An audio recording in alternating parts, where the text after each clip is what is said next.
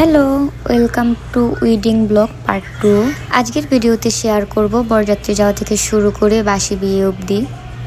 তো এই তো পিসিমণি আর পিসো দাদাকে দান দুর্বা দিয়ে আশীর্বাদ দিয়ে দিল, আর আমার দাদাও বের হয়ে গেল ঘরের লক্ষ্মী আনতে। এটা ছিল আমাদের বরের গাড়ি। লগ্ন যেহেতু ছিল রাত্রি 1টায়, রাত প্রায় 11টা নাগাদ আমরা রওনা দিয়েছিলাম বৌদিদের বাড়ির উদ্দেশ্যে।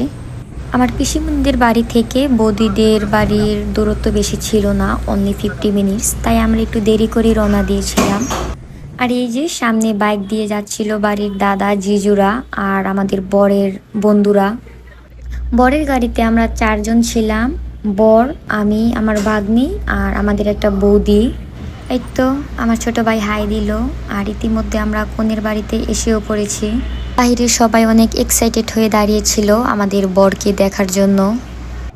এই তো আমাদের বর, আর এই যে আমাদের সুন্দরী বৌদি। দেন গাড়ি থেকে নামার পর এখানে কনে বাড়ির লোকজনেরা গেট ধরেছিল, তাদের কিছু দাবি ছিল। তো তাদের দাবি ফুলফিল করার পরই তারা গেট ছাড়ে। তো এবারে দাদার বিয়ের আসরে বসার পালা, আর শ্বশুরবাড়ির বস্ত্র পরিধান করেই বিয়েতে বসতে হয়। এখানে দাদাকে দিয়ে সেটাই করানো হচ্ছিল। তারপরে তো কনেকে আনা হচ্ছিল বিয়ের কুঞ্জে। এবারে পালা বিয়ে শুরু হবার। তো এই তো বর কনে দুজনে একসাথে বিয়ের ছাদনা তলায়। তো চলো সবাই একসাথে বিয়েটা এনজয় করি।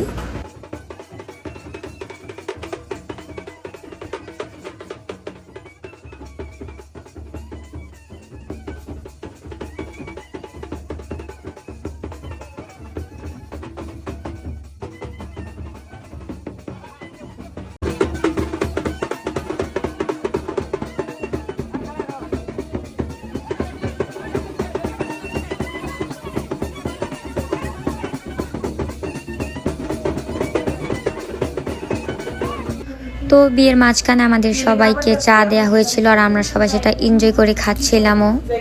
এই তো বিয়ের যজ্ঞ শুরু হয়ে গেল। এবারে কুলোতে খৈদান, তারপর সিঁদুর দান।